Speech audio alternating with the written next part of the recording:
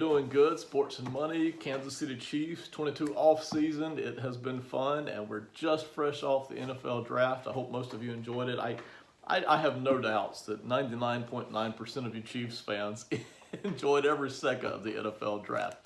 By all accounts, and I try not to parrot other people's work too much. I try to make my work my own, but as I read through other people talking about the Chiefs draft, certainly by all accounts, almost unanimously, everybody seems to agree the Chiefs did an excellent job in this draft. And Kansas City usually does a good job in drafts, so that's not a surprise. They're not perfect by any stretch, but in general, they've done a decent job in their drafts. And I think they did another good job in this year's draft. And I think as Chiefs fans, I'm sure you have every right to be excited coming off of that. And by the way, they should have. You know, when you have this many picks coming off the Tyreek Hill trade, it would be a travesty, right, for them to get rid of a player as good as Tyreek Hill and get that cluster of draft picks and then come away with something disappointing in the draft, something like a B grade in the draft, or people, you know, kind of being a little fuzzy about what you were trying to do. There was no question what the Chiefs were trying to do here, and there's no question that in general, they made smart moves here that almost everybody around the league and even in the media world seemed to approve of, myself included. So we're only going to cover the first 4 picks here today. I'm not going to cover them all today. We're going to cover the first 4. But in general, it certainly seems like Kansas City did an outstanding job, and we're going to go through that here in just a second. But I want to lead off with that. Like you can't come off the Tyreek Hill trade, get these cluster of picks, and then blow it in the draft. And certainly they did not do that. They seemed to cover a ton of position needs, and they got good, solid players, and they seem to be, for the most part, in the right pools of talent, and I like what they did. So let's get right into it and get started off with it. Trent McDuffie from Washington was their first pick at pick number 21. I want to talk about the trade first, and we'll talk about the player. It was no surprise. We talked about this in the weeks leading up, literally the days leading up to the draft. We talked about this 2 different times, how there was a very, very good chance that the Chiefs were going to trade up in the first round. Could they have sat there at number 29 and just got the 2 players they wanted at 29 and 30, just whoever was there? They could have done that, but it just didn't make sense to do that. The smart move here, kind of the obvious move really, was to go ahead and take one of those 2 picks and move on up somewhere and get the player that you really want, or get one of the players that you really want. As always, I would love to have been in the war room with Kansas City and seen their big board. I would love to have seen the big board for all of these teams and hear the talk for all of these teams, but we don't get that, unfortunately. But it certainly made sense to move up somewhere because you have so many draft picks. You couldn't fit them all on the roster this year anyway. Could you have traded some away for 2023? Sure, would have made perfect sense and would have had no problem with that. There were a number of different ways. I say this every year, there were a number of different ways that the Chiefs could have done this draft, and probably 4 or 5 of them would have been just as good as what Kansas City ended up doing. So I had no problem with this, but for those of you who wanted to do it a different way, there were several ways that Kansas City could have done it. But this moving up to number 21, or somewhere in that area, just seems too obvious for Kansas City not to do. And it was possible that they didn't do it, but it was just an easy move to do. You take some of those picks, because you can't use them all anyway on this year's roster, and you move up into a higher talent pool. There's no question. There's just no question at all that in general, the talent pool was going to take a step down somewhere around picks 24, 25. It really kind of slimmed down off of that once Malik Willis started dropping down the board. That took up another spot. And then once you made the move at 21 for Trent McDuffie, you didn't need Andrew Booth anymore. So it really started to slim out there very quickly. Right around picks number 22, 23, the talent pool took a decided step downward. And Trent McDuffie was one of those last players, Trent McDuffie and Jermaine Johnson, one of those last players who really seemed to have a legit first-round athleticism, talent, kind of grade, kind of ability. And certainly I think the Chiefs made the perfect move here, the right move. Could you have gone up even further to say number 15? Yeah, you could have. It would cost more. Chiefs didn't want to do that. Could you have gone all the way up into the top 5? Yeah, but I think everybody knew the Chiefs just weren't going to do that. We're going to go pay those kind of high prices. I don't think there's anybody in the top 5 that they couldn't live without. Certainly they're going to live without. But moving up to number 21 and getting Trent McDuffie, you got one of the last really true talented top, first round kind of talent players right there from Washington. Now let's talk about McDuffie. McDuffie, I don't think, is going to be your Deion Sanders shutdown kind of a cornerback, but I think he's going to be an excellent cover corner, and those are not easy to come by in the NFL.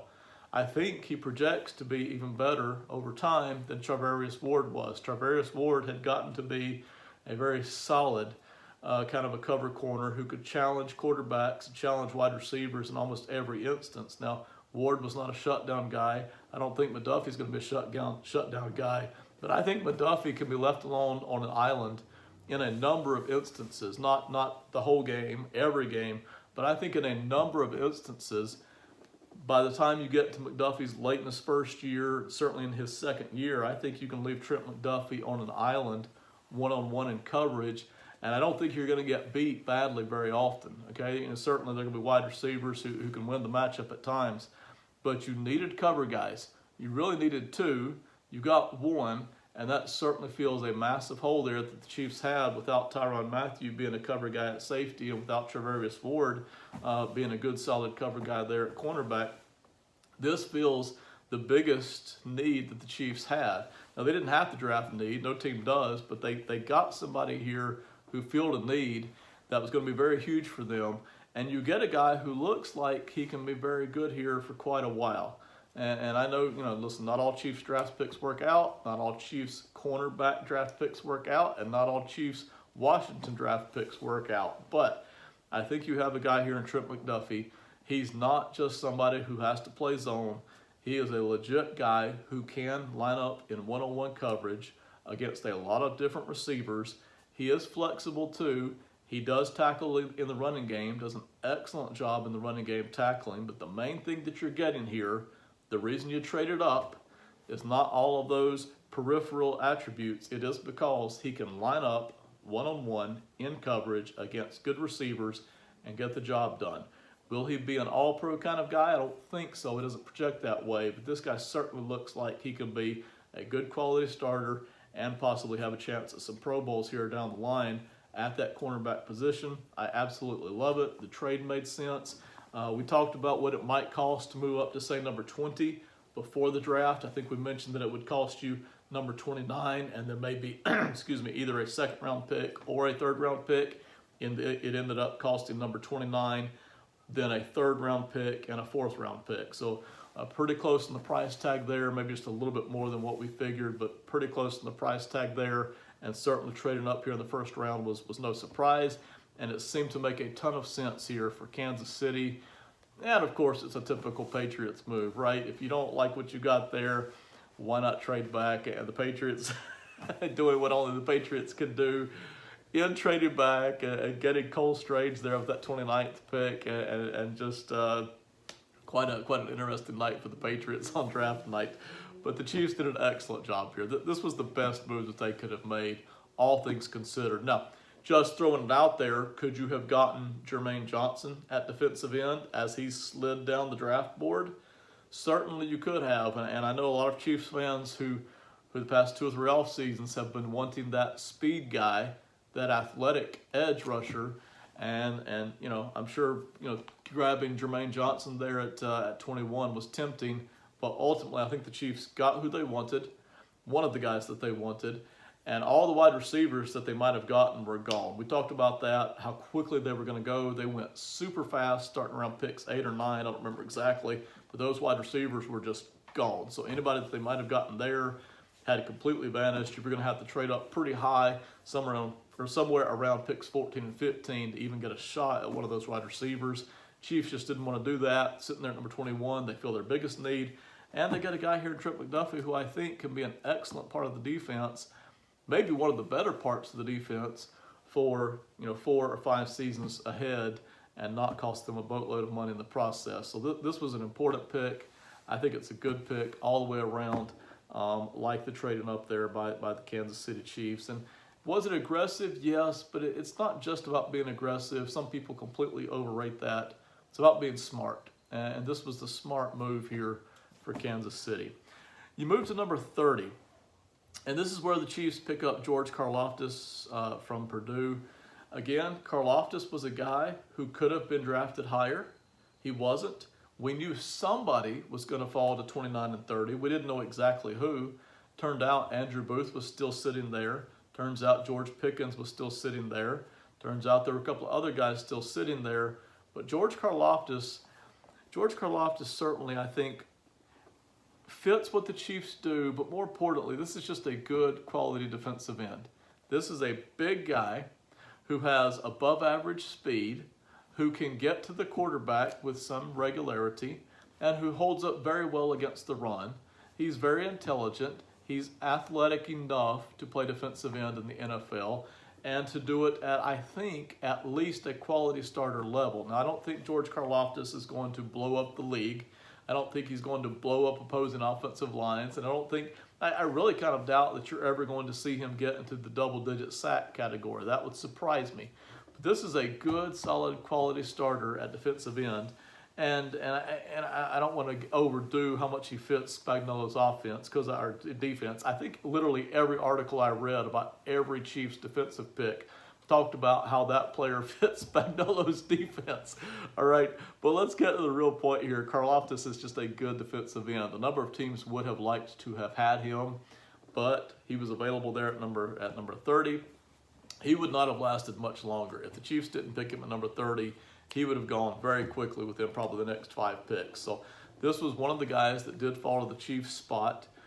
Could you have gotten somebody else? Sure, you could have, but I think this was one of the best 2 or 3 picks that they could have made right here with George Karlaftis. Now, I would have been very tempted to take David Ojabo. I'm going to mention Ojabo again here in just a minute, because Ojabo has that very, very fast acceleration off the edge. But George Karlaftis is ready to play right now. Karlaftis is very consistent. Karlaftis has a great work ethic, but he's not just a workout ethic kind of a guy. He does have working speed off the edge. He can work back to the middle. He does hold up against the edge. It reminds me a good bit of what the Patriots do with their defensive lines. They typically don't have a lot of fast edge rushers for the most part. They just like to have good, solid, working defensive linemen all the way across the board. If they can get that huge defensive tackle, that nose tackle, they'll use it. But even if they don't have it, they're just going to line up 4 solid big guys all the way across the front 4. They're going to add in 2 or 3 big linebackers. And the Chiefs are kind of trending in that direction here. And certainly the Patriots don't have anybody like Chris Jones playing defensive tackle. So you line up Frank Clark on one side. You have George Karlaftis on the other. You have 2 guys there at defensive end who can get to the quarter, at least get some pressure on the quarterback, and they hold up well against the run. So I certainly like that here for the Chiefs, picking up George Karlaftis at number 30. Pick 54, I thought you got a break. And by the way, yeah, some teams are going to get breaks. I thought the Ravens got 2 breaks. I thought you got a real break here that Skyy Moore was sitting there at 54. There were some suggestions that Skyy Moore might actually slip into that first round.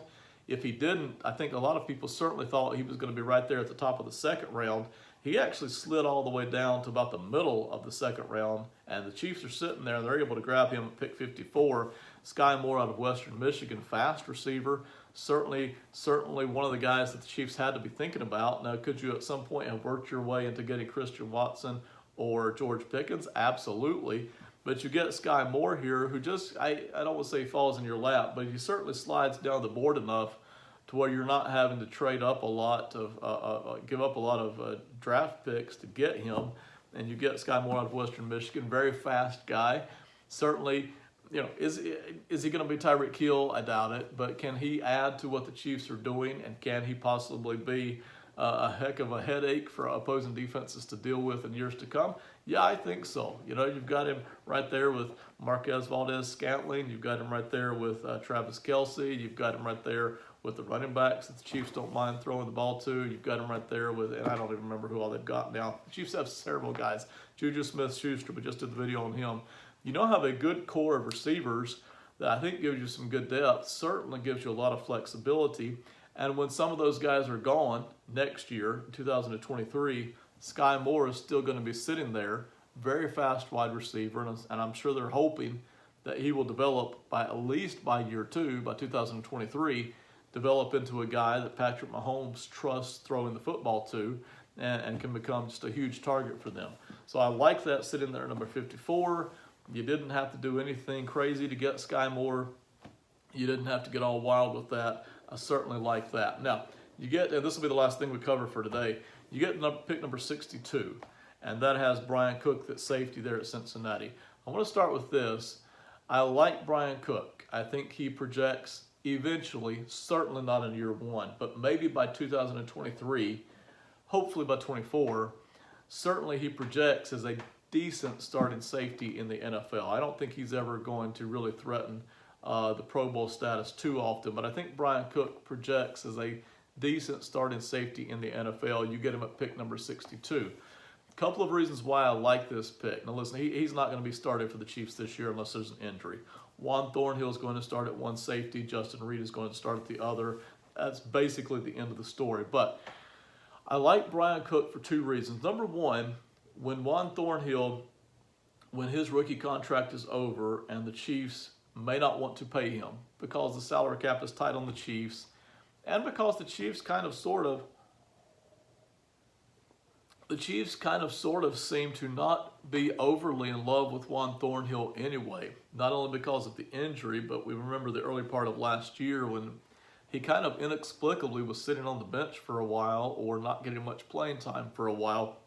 The Chiefs don't necessarily seem to be in love with Juan Thornhill, and this seems to be another indicator of that. So whenever Juan Thornhill's contract, his rookie deal is up, which is going to be sooner rather than later, if you don't want to hand him a lot of money, you certainly have Bryan Cook here, hopefully, who development-wise would, in theory at least, be ready to start there for Juan Thornhill. So I like it from that standpoint. Financially, this is a good, smart, look-ahead kind of a move that good, smart franchises like the Chiefs make. It's the kind of move that the Steelers make. It's the kind of move that the Patriots make. It's the kind of move that a lot of these stable franchises make. So this is good, solid stuff.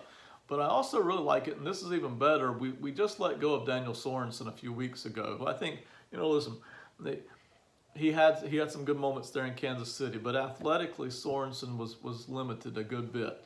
And Bryan Cook, while not an elite athlete by any stretch, Bryan Cook brings a lot more athleticism to the position than did Daniel Sorensen. And so you upgrade athletically here, even if Daniel Cook doesn't play a lot this year, or Bryan Cook, excuse me, even if Bryan Cook doesn't play a lot this year, whatever snaps he gets, those are basically going to be the snaps that Daniel Sorensen would have gotten had he still been on the team. So you lose a little bit in experience. You certainly lose a little bit with Sorensen's knowledge of where everybody on the defense was supposed to be, but I think you're gaining a lot more athletically here, and that's the role that Bryan Cook is going to step into. And Chiefs fans know this. He's not taking Tyrann Mathieu's place or anybody else's place anywhere in the major playing time category. But whereas Daniel Sorensen was probably getting too many snaps, I don't remember exactly, 500, 600 snaps, Bryan Cook won't be getting that many snaps this year, barring injury, but Bryan Cook will be basically taking Daniel Sorensen's place in 3 safety groups or in those special packages where you want to bring in that safety hybrid. Bryan Cook can step in here, bring a lot more athleticism in case of an injury or in case of third downs or in case of special packages. Bryan Cook is the guy, and so I love it for that reason. Like it from the financial standpoint, love it from the athleticism standpoint. Now, one more thing I will toss in here. If it were me, and again, I don't get paid for this. I do it for free. I sit on the sidelines and I shout out my little opinions. If it were me, I would have traded from 62 up to about number 40 as soon as I saw David Ojabo starting to continue to slide. Now, the Ravens, I think, get their second break of the night when David Ojabo is sitting there and they get him. Why do you love David Ojabo so much? He's got an injury. He may not be ready for all of 2022. It might be 2023. I would have loved, absolutely loved to have seen the Chiefs trade pick number 62 and a couple of other later round picks up to about pick number 40 and grab David Ojabo there. David Ojabo, if you go back and look at the film of him playing last year with Michigan, and listen, all the draft reports talk about how David Ojabo was such a benefactor from having Aiden Hutchinson playing on the other side. Listen, if you watch David Ojabo play, you realize very quickly that Aiden Hutchinson was just as much a benefactor of having Ojabo on the other side as Ojabo was of having Hutchinson. Ojabo was beating people off the edge regularly. It's even faster than Hutchinson off the edge. Doesn't have the moves or the polish that Hutchinson has. But David Ojabo has significantly above average speed and moves off the edge to get to the quarterback and could do it on his own. Didn't need help from anybody. And there were tons of tape available, lots of tape. Not 1 or 2, not 5, not 10. There were tons of tape available where David Ojabo and Aiden Hutchinson, neither one was getting double teamed, and Ojabo was actually getting the quarterback first, okay? There's plenty of tape out there available from the last season of Michigan. You don't have to look far. Go look it all up on YouTube. David Ojabo had above average speed, and for me personally, I would have been willing to wait a season for 2023 to come until Ojabo was back to full speed, and I would have been more than happy to trade up from 62 to 40. You don't get Bryan Cook at safety, which I like having Bryan Cook at safety, but I think the upside of Ojabo, who a lot of people before the injury had him somewhere in the top 15 of the NFL draft, and I think he can recover from that. A lot of players do. I would have loved to have seen him on the edge. Can you imagine having, in 2023, George Karlaftis at one edge and David Ojabo at the other edge? I would have been very excited about that. The Chiefs didn't do that, so I'm not criticizing them. That's just my 2 cents worth of something else that I would have done. All right, we've covered enough here. We will do more in the weeks to come on these draft picks and on the Chiefs roster throughout the offseason. Thank you so much for watching. Shout out to my mom. Happy Mother's Day to my mom. Love you. All the moms out there. Coming up in just a few days, a week or two. I hope that you all do well, and we'll see you next time. Have a great one. Bye.